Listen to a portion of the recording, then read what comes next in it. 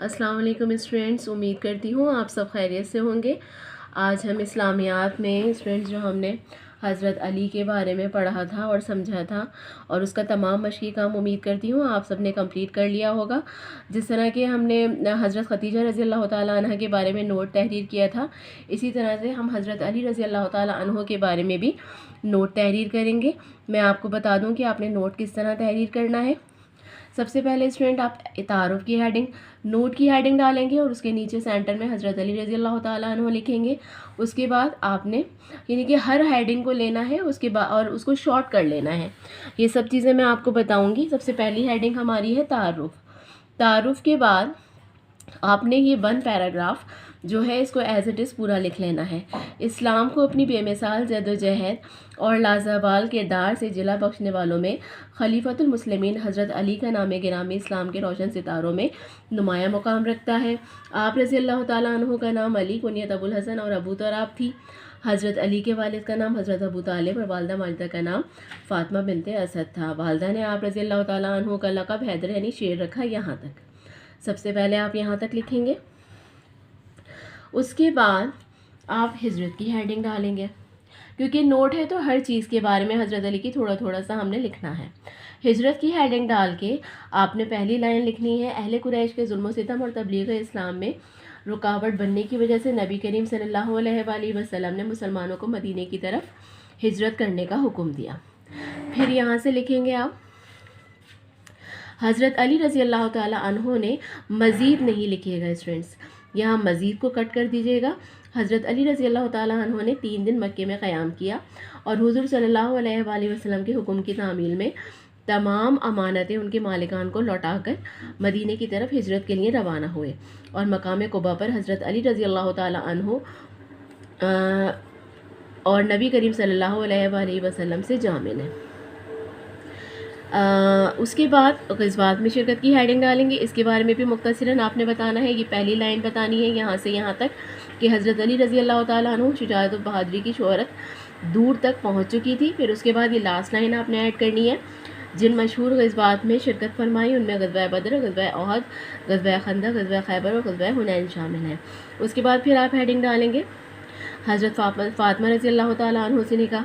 फिर यहाँ से लिखेंगे कि नबी करीम सल्लल्लाहु अलैहि वसल्लम ने अपनी सबसे प्यारी बेटी हज़रत फ़ातिमा रज़ी अल्लाह ताला अन्हा का निकाह हज़रत अली से किया। उसके बाद ये लास्ट वाला जो है ये है 2 लाइन, ये आपने इसमें ऐड करना है कि हज़रत अली ने ज़रा फ़रोख्त करके शादी के लिए ज़रूरी सामान ख़रीदा।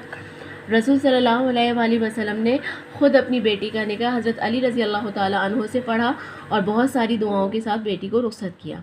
यहाँ तक लिखेंगे। उसके बाद फिर खिलाफत की हेडिंग डालेंगे। खिलाफत की हेडिंग डालने के बाद यहाँ से जो आपने क्वेश्चन नंबर 3 का आपने क्वेश्चन आंसर में भी आंसर लिखा था, यहाँ से हज़रत अली ने 35 हिजरी में खिलाफत की ज़िम्मेदारियाँ संभाल ली।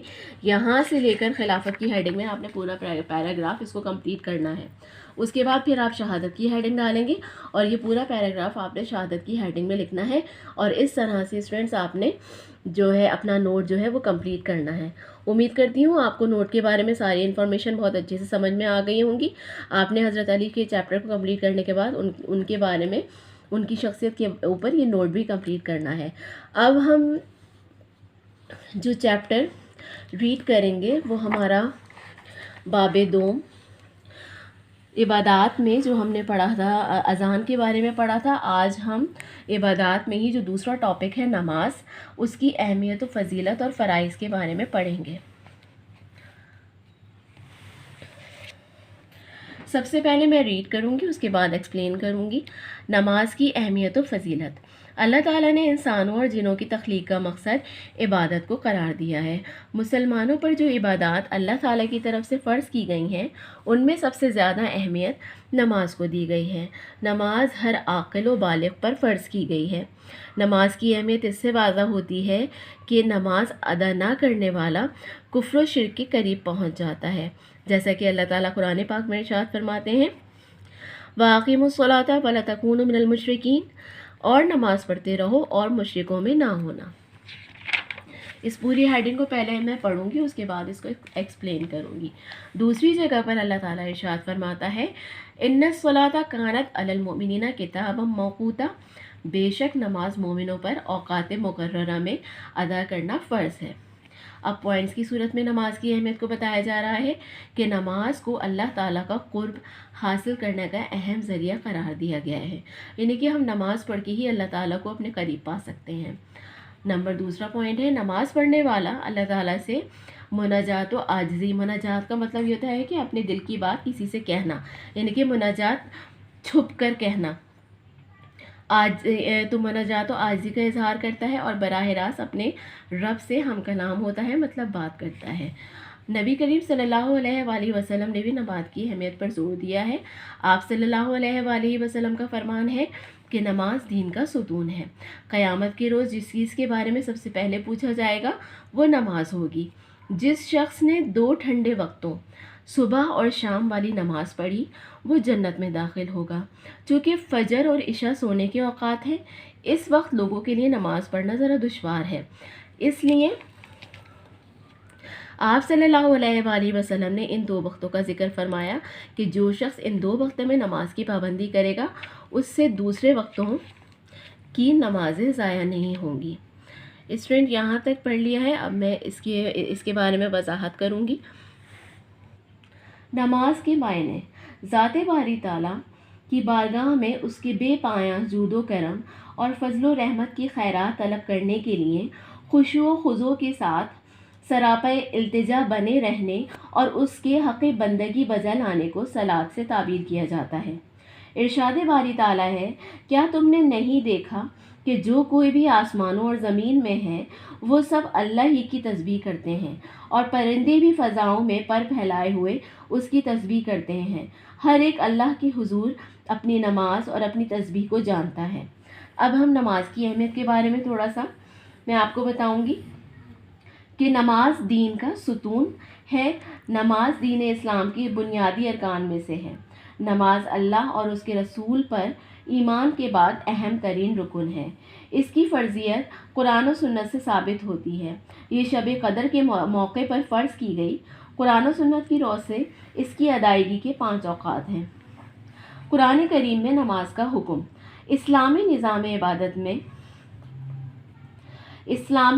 عبادات میں نماز کی اہمیت کا اندازہ اس بات سے بخوبی لگایا جا سکتا ہے کہ قرآن کریم میں 92 یعنی کہ 92 مقامات پر نماز کا ذکر آیا ہے۔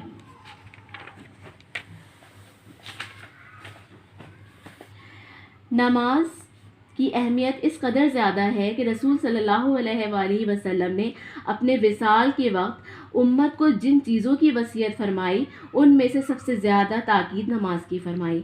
حضرت عبداللہ بن مسعود رضی اللہ تعالیٰ عنہ بیان کرتے ہیں کہ میں نے حضور صلی اللہ علیہ وآلہ وسلم سے عرض کیا، اللہ تعالیٰ کو کون سا عمل سب سے زیادہ پسند ہے؟ حضور صلی اللہ علیہ وآلہ وسلم نے فرمایا، نماز کو اس کے مقررہ وقت پر پڑھنا۔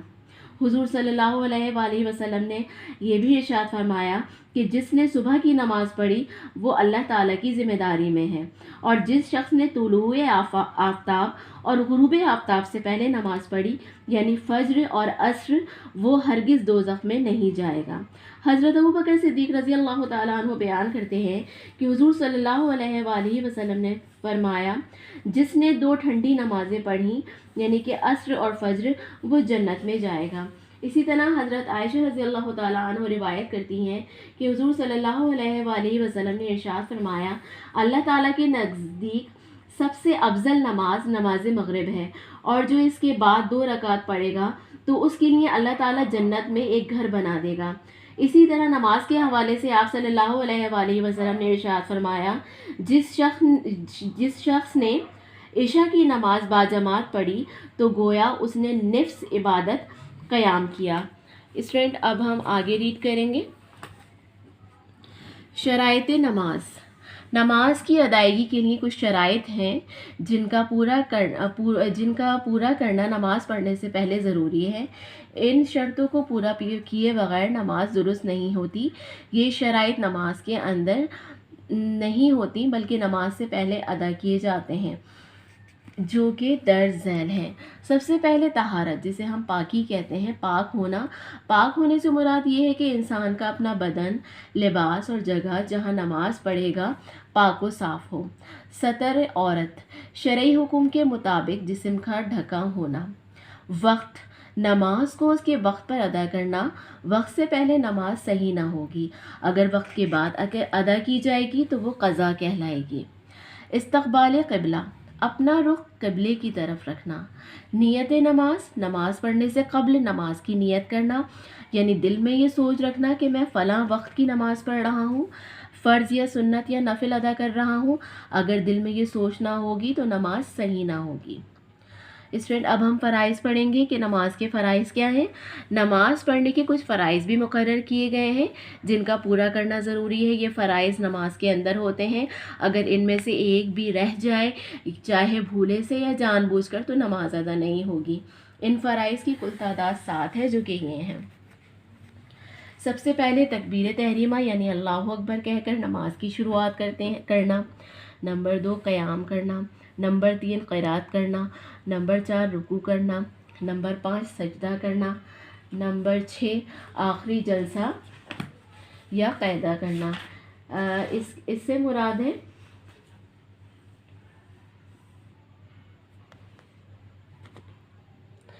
مراد ہے کہ نماز کے درمیان یا آخر میں بیٹھنا۔ نمبر 7 سلام کے ساتھ نماز کو مکمل کرنا۔ اسٹوڈنٹ، اب ہم نماز کے فوائد کے بارے میں جانیں گے کہ نماز سے کئی اخلاقی، تمدنی سے مراد ہے سماج کے ساتھ تعلق رکھنے والی چیزیں۔ تمدنی سے کیا مراد ہے؟ سماج کے ساتھ تعلق رکھنے والی چیزیں، روحانی، جسمانی، سیاسی اور عسکری فوائد حاصل ہوتے ہیں۔ نماز روحانی اور جسمانی سکون حاصل ہونے کا بہترین ذریعہ ہے۔ نماز پڑھنا ایک مسلسل عمل ہے جس سے انسان کئی بیماریوں سے اور گناہوں سے بچا رہتا ہے، جیسا کہ اللہ تعالیٰ نے قرآن مجید میں ارشاد فرمایا ہے، ان الصلاۃ تنہی عن الفحشاء والمنکر۔ ترجمہ، کچھ شک نہیں کہ نماز بے حیائی اور بری باتوں سے روکتی ہے۔ اسی طریقے سے نماز کے فوائد میں آگے ہم پڑھتے ہیں کہ نماز پڑھنے والا وقت کا پابند ہو جاتا ہے۔ نماز مساوات یعنی کہ برابری کا درس دیتی ہے اور امیر اور غریب کے درمیان فرق کو ختم کرتی ہے۔ نماز آپس میں محبت اور ہمدردی کا جذبہ ابھارتی ہے۔ نماز پڑھنے والا ہمیشہ پاک و صاف رہنے کا عادی ہو جاتا ہے اور نماز کی بدولت نمازی بہت سی اچھی عادتوں مثلاً سچ بولنا، غیبت، چغلی، چوری اور دیگر برائیوں سے بچتا ہے اور نیکی کرنے کا عادی بن جاتا ہے۔ سب سے بڑھ کر یہ کہ نماز بندے اور اس کے رب کے درمیان تعلق کو مضبوط بناتی ہے۔ اس کے علاوہ نماز پڑھنے سے نصب العین کی یاد دہانی، نصب العین سے مراد مد نظر جو ہمارا مقصد ہے اس کو یاد رکھا جائے، ٹھیک ہے نا، اس کی یاد دہانی کراتی ہے، فرض شناس بناتی ہے ہمیں۔ اس کے بعد تعمیر سیرت عادت کو سنوارنے میں مدد دیتی ہے، ضبط نفس کی بری عادتوں کو جو ہے وہ روکتی ہے، جو بری عادتیں نفس میں ہوتی ہیں ان کا خاتمہ کرتی ہے۔ اسی طرح سے پابندی وقت کا پابند بناتی ہے، مساوات برابری کا درس دیتی ہے، قوت و محبت، اسی طرح سے فلاح و بہبود یعنی کامیابی اور بہتری، تربیت اطاعت امیر یعنی کہ جو ہمارا امیر ہے اس کی اطاعت کی تربیت ہمارے اندر آتی ہے، نظم جماعت کی ہم اس کی طرف راغب ہوتے ہیں، صف بندی کی عادت ہم میں آتی ہے۔ اسٹوڈنٹ، پابندی وقت 2 دفعہ ہے اس لیے یہاں پر 1 دفعہ کٹ کر دیا گیا ہے۔ امام کی اطاعت جو ہے اس کا سبق دیتی ہے وغیرہ جیسے فوائد ہمیں ان سب چیزوں نماز سے حاصل ہوتے ہیں۔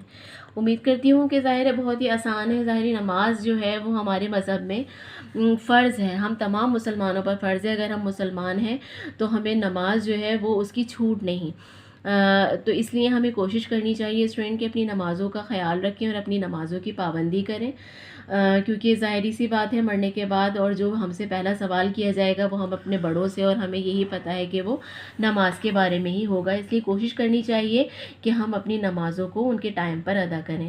اسٹوڈنٹ، اب میں سبق کا خلاصہ پڑھنے جا رہی ہوں، اس سے انشاءاللہ آپ کو اور اچھے سے ساری باتیں سمجھ میں آ جائیں گی، پوائنٹس میں ہی ہے یہ۔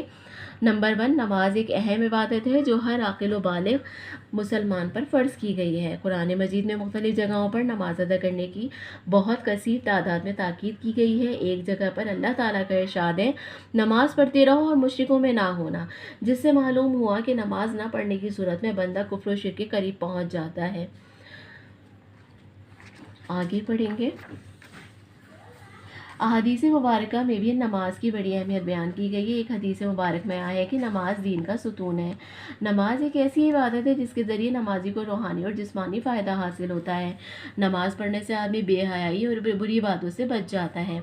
नमाज के कुछ शराइत और फ़राइज़ हैं जिनको पूरा किए बगैर नमाज नहीं होती।